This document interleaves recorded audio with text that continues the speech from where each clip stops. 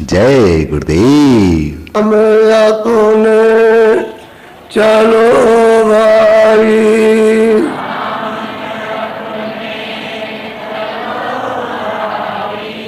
पराए देश क्यों रहना,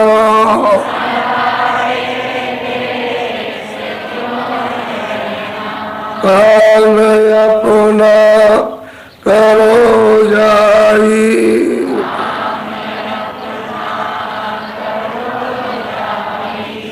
पराए काम नहीं पसना,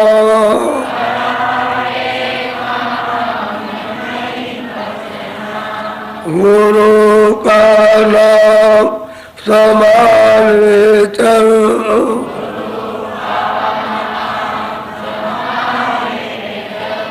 यही है दाम गठबंधना,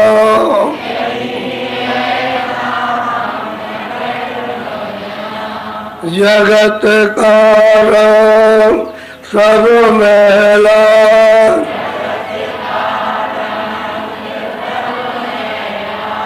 गुलाले मान यह कहना,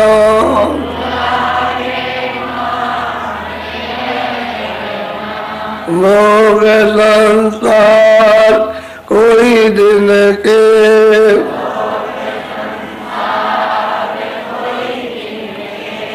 सहज में त्याग ते चलना,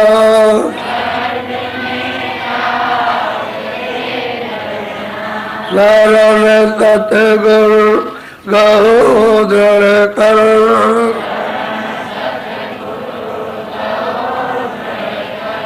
करो यह काम दिल रहना,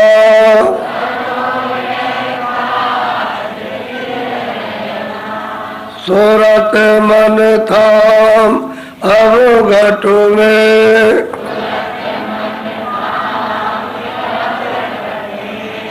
पकड़ दुन ध्यान धर गगना,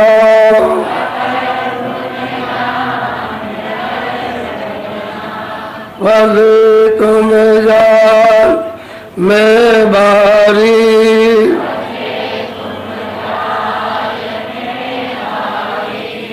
विनायक जो नहीं खुलना,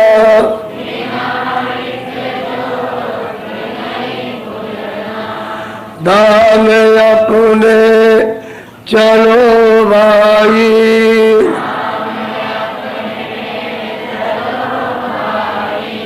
पराए देश नहीं रहना,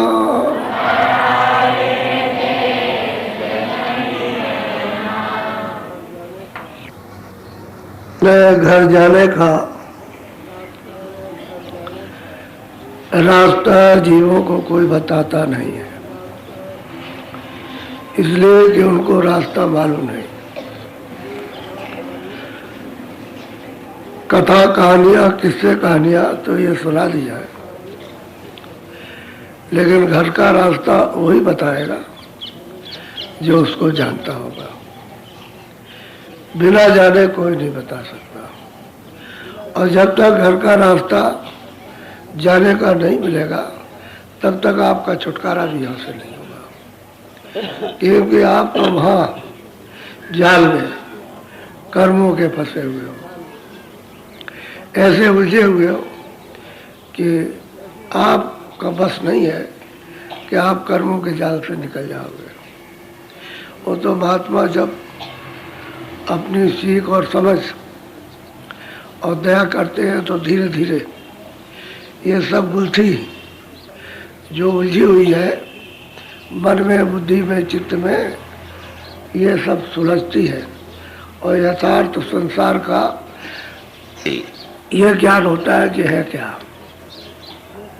सही बात एकांत में सोचा जाए अकेले बैठ करके तो ये कुछ नहीं है, ये उसका एक खेल और तमाशा है। वो खेल तमाशा उसको वही जानता है और हम अंधेरे में बैठे हैं तो हम नहीं जान सकते। पर जब वो महात्मा मिल जाए और घर का रास्ता बता दें और कृपा दया उनकी हो जाए तो अंधेरा दूर हो जाता, उजाला हो जाता, दृष्टि खुल जाती है। उसी दृष्टि को कहते हैं ज्ञान दृष्टि, उसी दृष्टि को दिव्य दृष्टि कहते हैं, उसी को तीसरा नेत्र शिव नेत्र कहते हैं, ज्ञान चक्षु कहते हैं उसी को। तो वो आँख तो वैसे सबके पास है, लेकिन सब खोल नहीं सकते जब तक उसका जानकार ना मिले और खोलने की युक्ति न दे तब तक इनको नेत्र नहीं मिल सकता, खुलेगा नहीं, क्योंकि वो तो बंद पड़ा हुआ, झुक के जो बीत गए। कोई आज का हो तब तो कुछ कहा भी जाए, कितने जो जब से सुरते आई हैं और कर्मों का जब से आपको ये अधिकार मिला कर्म करने लगे तब से अभी तक अंधेरा है, आँख नहीं खुली है। तो ये जीवात्मा सबकी सब सो रही है, अचेत है, इनमें कोई चेतना अपनी नहीं है। ये तो जड़ हो गई, इस शरीर में भी जड़ है और जहाँ जाएगा उस शरीर में भी जड़ है और जड़ी क्रियाओं को करती हैं। इसलिए उन जानकारों की जरूरत है, आवश्यकता है, जिन्होंने घर का रास्ता देखा और घर आते जाते। हम सब जीवों का जो घर है वहाँ आते जाते उनकी जरूरत है। और जब जब महात्मा इधर आए 700 वर्ष के अंदर, सबने यही कहा कि तुम उनकी खोज करो। अपने वक्त में सबने कहा कि खोज करो उन महात्माओं की जो घर का रास्ता जानते हैं, जिन्होंने देखा है। वो मिल गए तो तुम तो भूले हो, तुमको रास्ते पे ला करके और घर उसी रास्ते से पहुंचा देंगे जिस रास्ते से आप आए हो। हम लोगों के पास में इतनी समझ नहीं है कि इतनी समझ लें कि भाई संसार क्या, चलो महात्माओं की खोज करें। बस ज़्यादा से ज़्यादा आप मथुरा जी आ गए, बहुत ज़्यादा से ज़्यादा आप हरिद्वार चले गए, बहुत ज़्यादा द्वारका रामेश्वरम चले गए, कोई काशी, कोई अयोध्या चला गया और कोई कहीं जंगल में, ऐसा जो जिसका जहाँ हिंदू मुसलमानों का तीर्थ हुआ वहाँ पहुँच गए और वहाँ से बस ये दौड़ा। तो वहाँ भी अंधेरा, यहाँ भी अंधेरा, वहाँ भी सब अंधेरे में रहते हैं और यहाँ भी अंधेरे में रहते हैं। अब रास्ता देखा जिसका है, जिसने रास्ता देखा है वही आपको दिखा सकता, और कोई नहीं दिखा सकता। तो हम लोग ऐसी जगह पहुँच ही नहीं पाते कि जहाँ मतलब यह है कि रास्ता मिले और हम रास्ते में चल के देखते जाए, तब तो ये सब आपका ये भ्रम सब छूट जाएगा। तो कोई बताने वाला तो रह नहीं आता, जो बताने वाले रहते हैं का वो तो ऐसे रहते हैं कि मतलब यह है कि साधारण, क्या उनको कोई पहचान पाए भाई इनके अंदर क्या है, ये किसी को नहीं पहचान पाया। तो एक आया चमार में तो जूते काटता रहा और पूरा महात्मा महापुरुष। ये राजस्थान के राजा रजवाड़े, ये जागीरदार वहाँ जाते रहे काशी मुक्ति को प्राप्त करने के लिए। तो वहाँ काशी में शौहरत हुई। ये एक महात्मा है, जूते काटते हैं लेकिन बहुत पहुँचे हुए महात्मा। तो लोगों को उत्सुकता होती है, चलो भाई काशी आए, काशी में रहते हैं तो जहाँ देखा जाए। तो कह लगे ऐसे मत जाइएगा, नहीं आपकी बदनामी हो जाएगी। कह लगे क्यों? कह लगे लोग कहेंगे कि ये छत्री होकर के और वहाँ हरिजन का चमार का दर्शन करने के लिए गए। तो कह लगे कब जाए, कि अंधेरा हो जाए तब जाइए। रहदार जी वो जानते थे, उनको मालूम था कि कोई आएगा, तो उन्होंने कहा कि अच्छा चलो ठीक है, एक दिया जला लिया, वहाँ बैठे, कुंडी में चमड़ा भीग रहा और बैठे हुए। काम तो उन्होंने अपना सूरज डूबने के पहले ही खत्म कर दिया, फिर वो कोई काम नहीं करते थे, बस है उन्होंने काम किया बस। अब वो जब अंधेरे में आया कि भाई हम महात्मा जी के दर्शन करना चाहते, तो लोगों ने कहा कि भाई वो बैठे हुए, कभी बैठते नहीं थे, सूरज डूबने के पहले ही चले जाते थे। आज पता नहीं वो क्यों बैठे हुए, तो देखो वो बैठे हुए। तो गया तो जा करके उनको ऐसे उसको प्रणाम किया और उनके दर्शन किए, प्रणाम किया। तो उन्होंने कुंडी में जो चमड़ा भीग रहा था उसको लिया, कह लगे ले ये चरणामृत है, ले ले। तो उसने हाथ में ऐसे लिया और रैदास जी ने ऐसे करके ऐसे देखते रहे, उसको ऐसे दे दिया। उसने क्या काम किया कि पिया तो नहीं, तो उसके इधर कपड़े में पड़ा और जो पगड़ी अगड़ी जो बांधे थे कुछ उसमें लग गया। तो चमड़े का मतलब यह कि पानी था तो दाग पड़ गया, दाग लग गया। अब वो दाग लग गया तो जब वापस लौट के गए तो बस वो लेकर के प्रणाम किया और चल दिए। तो ये सोचते गए कि अच्छा हुआ हमारा धर्म बच गया, हमारा धर्म बच गया कि हमने मतलब यह है कि कपड़े में डाल दिया, चलो मतलब यह है कि उनका मान सम्मान से वहाँ गए तो वो दाग लगा हुआ, पगड़ी खराब हो गई, कपड़ा भी खराब हो गया। तो कहा उतारिए उतारिए, जल्दी से उतारिए। उतारा, दूसरे कपड़े बदले। तो कहा अच्छा ये कपड़ा बहुत बढ़िया है, और धोबी को बुला के दे दिया, धोबी को दे दिया। धोबी जा रहा था किसी शादी में, तो अपनी लड़की से कहा कि ये एक राजा आए हुए, उनका ये कपड़ा है, तुम धो करके ले आओ, दाग न रहने पाए। तो लड़की गई धोबिन की, वो गंगा जी के किनारे धोती रही तो दाग नहीं छूटे। तो बहुत परेशान हो गई, उसने सब कुछ लगाया, दाग नहीं छूटे। उसने क्या काम किया कि उतना ही जितना हिस्सा था उसको ऐड करके मुंह में और दबा करके चूसने लगी, तो दाग छूट गया, दाग छूट गया। और उसका आरक जो था वो उसके मुंह में चला गया। तो जब चला गया तो लड़की जो छोटी थी उसकी आँख खुल गई, तो कुछ का कुछ देखने लगी और कुछ कहने लगी, कुछ देखने लगी। उसी वक्त से घर में आई तो अपनी माँ को उपदेश करने लगी कि ये क्या है, ये कुछ नहीं, ये हुआ ज्ञान का उपदेश, और तुम ये क्या करती हो। ऐसा उसको तो ताज्जुब हुआ कि लड़की ऐसा कभी नहीं बोलती थी, आज ही ऐसा कैसे, ये क्या हो गया। तो उपदेश करने लगी तो धीरे धीरे बात फैली, तो लोग आने लगे उसके पास में तो उपदेश करे बैठ के। अब उसको तो मतलब यह है कि अब उसको दूसरा ज्ञान हुआ, आत्मज्ञान हुआ, उसको आँख खुल गई। तो जिसकी आँख खुल जाए वो तो परम सौभाग्य उसकी, बड़ी शोहरत हुई। राजा के कान में भी बात गई कि एक लड़की को ज्ञान प्राप्त हो गया। तो उसने कहा भाई चलो देखा जाए, उसको भी देखा जाए।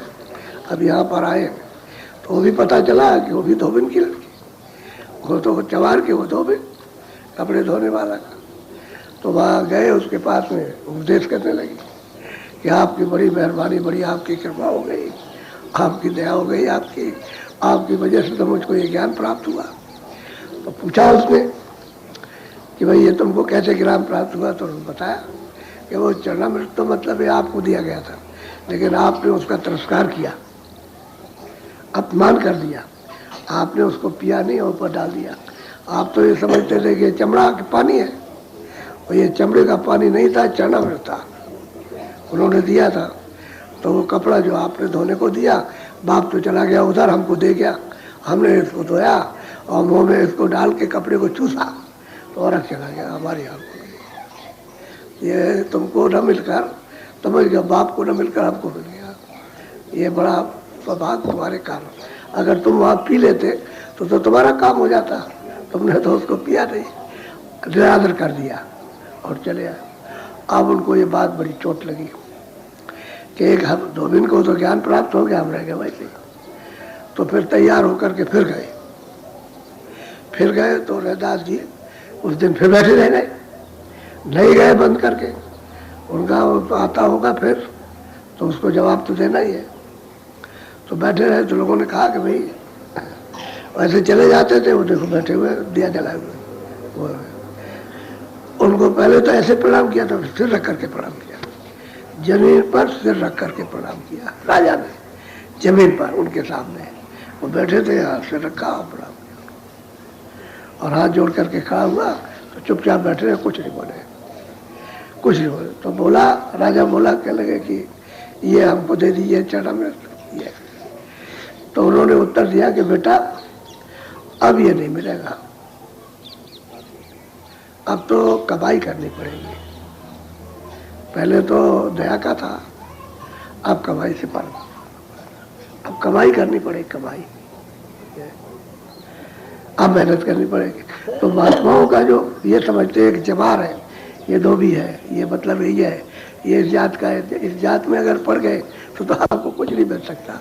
वो कहते हैं जात पात पूछे नहीं कोई, हर का बजे तो हर का हो, वहाँ जात कुछ नहीं होती है, वो तो परम ज्ञान है, वो प्राप्त जिसको हो जाए, मतलब ये है वहाँ जात पात क्या चीज़ है, वो जात के बंधन में नहीं कुछ भी। तो असल में लोग जो है वो किसी को जान ही नहीं पाते कि कौन है बगल में, समझ गया, वो तो पुराना लकीर के फकीर। अब घर में कोई पैदा हो गया, किसी को कोई चीज़ मिल गई, समझ गया, उसने प्राप्त कर लिया, तो मतलब पीछे का घर वाला नहीं जान सकता, वो तो यही है। हमारे स्वामी जी महाराज के पास यानी गांव में लोग रहते थे, गांव के लोग नहीं जान सकते, ये कहते थे कि इनके पास दूर दूर के लोग आते हैं, लेकिन पता नहीं क्या दूर के लोग आते हैं, और गांव के लोग वहीं रहे, वो नहीं जा सकते। यानी मैं अपने गुरु जी महाराज की बात बताता हूँ कि उनके पास और लोग बाहर के आए, वहाँ आए, 2 दिन रहे, 4 दिन रहे, और रह करके सत्संग सुने, और मतलब ये सब हो और चले जाओ, और गाँव के लोग कुछ नहीं जाने, वो अंधेरे में रह गए। तो असल में बात यह है कि नहीं जान सकते, किसी को मालूम नहीं हो सकता है कि कौन है। तो जो पास का रहने वाला उससे नहीं तो दूर के आप कैसे जान लेंगे, जिसको आपने पहले कभी नहीं देखा। इसलिए सत्संग खोज करते रहोगे, और तीर्थ पे जा करके यही खोज करना चाहिए, और कोई खोज नहीं, स्नान नहीं है, नहीं भाई कोई मिल जाए, और सत्संग वगैरह को दूसरा कोई जल नहीं है, सत्संग ही जल है, वही सत्संग ही साफ करेगा। और सत्संग नहीं मिलेगा तो जल में तो सब रहते हैं, वही मछली भी है उसी जल में, कछुए भी रहते हैं, मगर ये भी रहता है, और जीव जंतु भी रहते हैं उसी जल में, रोज स्नान करते हैं, उनको मुक्ति नहीं मिलती, तो आदमी कैसे मिल जाएगी, कैसे मिलेगी? ये तो मोटी सी बात है। जब उनको नहीं मिल रही है, उसी में रह रहे हैं 24 घंटे, आप तो फिर कभी कभी जाते हो, तो आपने समझ लिया कि इस जल से मुझको मुक्ति मिल जाएगी, और ये कहाँ रह जाएंगे, उनको नहीं मिलती बेचारों।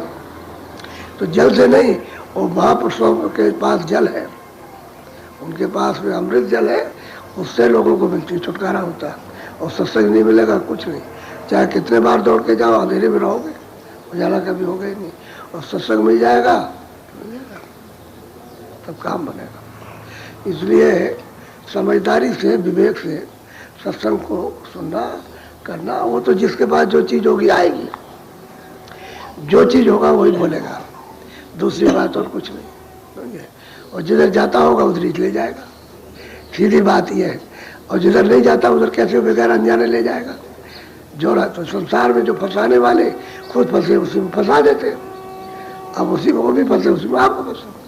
और महापुरुष में लेंगे, कह लेंगे कुछ नहीं, छोड़ो इसको, ये कुछ नहीं है, तो पहले बहुत करते आए और बहुत किया, उसका कुछ फल नहीं मिला, ये रास्ता है, यहाँ से चलो ऊपर, आँखों के ऊपर से रास्ता जाता है, इन्हीं आँखों के ऊपर से रास्ता जाए, क्योंकि वहाँ सूरत बैठी है, उसी के ऊपर से जाता रास्ता, उसी रास्ते को पकड़ना। तो वहाँ उस रास्ते पर नाम आ रहा, आवाज़ आ रही है, बाजा बज रहा वहाँ ले जाने के लिए, उस बाजे को, उस नाम को, उस शब्द को, उस आवाज़ को सुनो, पकड़ो और चल पड़ो, तो जल्दी जाने वाला। तो ले जाने के लिए रेलगाड़ी, नाम की रेलगाड़ी रखी है, उसमें सवार हो और चल देंगे वो। अब ये